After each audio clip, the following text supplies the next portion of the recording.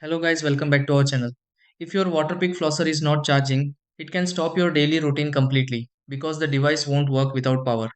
You might connect it to the charger and see no light, no response, or it may charge very slowly. Many users think the battery is damaged, but most of the time the problem is much simpler. It can be caused by a loose connection, dirty charging points, or even a faulty adapter. Since this is a rechargeable device, proper contact and clean connections are very important for charging to work. In this video, I will show you step by step how to fix a Waterpik flosser that is not charging. Try these. Check that the charger is connected to a working power outlet. 2. Inspect the charging cable and adapter for any damage. 3. Clean the charging contacts on both the flosser and charger. 4. Place the flosser correctly so it sits properly on the charger. 5. Try using a different outlet to rule out power issues.